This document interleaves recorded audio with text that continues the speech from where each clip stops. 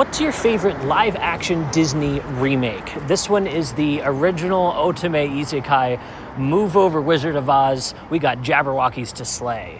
It's day 95 of 365. Today's movie, Alice in Wonderland. Directed by Tim Burton and starring Mia Wasikowska, Johnny Depp, and Helena Bonham Carter.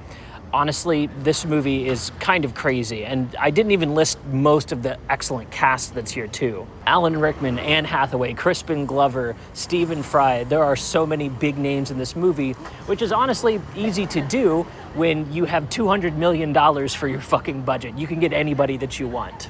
Seeing this in 3D, no less, as a teen, I had a lot going into this experience. I was already a fan of the animated Disney movie I'd grown up on, and I'd grown up on Tim Burton movies with the Batman films, Edward Scissorhands, among others. So this felt like an absolute home run. I ended up not really enjoying the experience that much, though, and I think I was alone in that as well, because this ended up being $1 billion movie for Disney.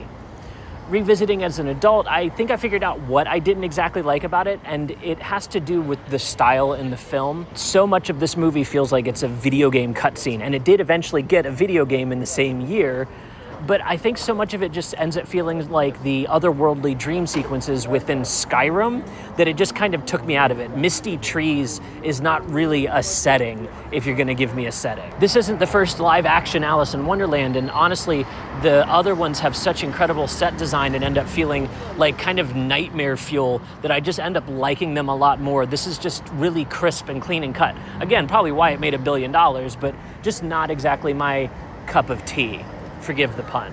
But there's stuff here worth talking about, so let's talk about my 3 favorite things about Alice in Wonderland. The first thing that I really enjoyed about this movie is the way the opening sequence sets up all the major players that we're going to meet in Wonderland. We see doppelgangers for each character that she meets along her way, including the Queen of Hearts, the White Queen, the twins, our Mad Hatter. Everybody has a contemporary in the opening sequence, and this is very similar to The Wizard of Oz, which The Wizard of Oz is actually inspired by Alice in Wonderland, so Tim Burton grabbing inspiration from both to make his film is actually kind of fitting. It's like a Ouroboros setup to this thing where we can see the inspirations feeding into each other. Now she can have growth with these characters along the movie, and when she comes back to our world and leaves the isekai setting, we can finally see her work these issues out with the people in her life. This is a really clean, classic version of storytelling where you set up problems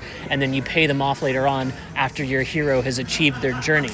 This is also why the Jabberwockies introduced into this version of the story in a way that isn't in the original animated Alice in Wonderland from Disney. The second thing that I like about this movie is the design work. Even if the sets and locations that we're being given in Wonderland aren't as colorful and wonderful as they are in the original animated version, I do really like the design work that's happening within those sets. The stages that are being set are really, really cool and interesting. This is something that Tim Burton's always good at. If you give him a magical world or setting, he's going to come through with a really united idea of what the set design should be. And so I really enjoy that aspect. Specifically the tea party scene, which is one of my favorites from the original animated, also ends up being one of my favorites here, just for the fact that it's probably the one place where the Skyrim-esqueness does work. There's actually more connections here than you would think. If you've played Skyrim, you know that if you want to get the Wabbajack, which is a random transformational magical staff, you get it by going to essentially a banquet set in this kind of murky area. The 2 locations are almost identical, and Wabbajack is basically Jabberwock reversed. So there's a lot happening under the hood here. And if you're side-eyeing me because I've mentioned the Jabberwocky twice in my points, it's because I'm leading us towards my third point. The third thing that I like about this movie, and I know this point is not going to land with the purists, I like that the Jabberwocky's here. And the only reason for that is because I can recite the entire poem. The poem, which they butcher in the movie, by the way, it turns into a prophecy and you don't even get the whole thing. That's kind of crazy. I can recite the whole thing from memory from when I memorized it as a kid when my sister was reading Through the Looking Glass in high school. So here's a recital of that poem, hopefully with no cuts, from the top of my head without practice. 'Twas brillig in the slidely toves, doth gyre and gimble in the wave, all mimsy were the boar groves and the momraz outgrave. Beware the jabberwock, my son, with jaws that bite and claws that catch. Beware the jub bird, and shun the frumious bandersnatch. He took the vorpal sword in hand, long time the manxen foe he sought. So rested he by the tub tree, and stood a while in thought. And as in oafish thought he stood, the jabberwock with eyes aflame came whiffling through the tulgey wood, and burbled as it came. 1, 2, 1, 2, and through the vorpal sword went snicker-snack. He left it dead, and with its head he went galumphing back. Hast thou slain the jabberwock? Come to my arms, my beamish boy. O fructus day, calloo, calais. He chortled his joy. 'Twas brillig in the slidely toves, doth gyre and gimble in the wave.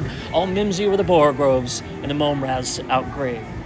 And you know I didn't fucking fake that because somebody turned the light on while I was filming. I'm just filming out on the street right now. Like, if y'all could see, I'm just out on a random street in Hongdae right now. Like, that's crazy. That shit's crazy.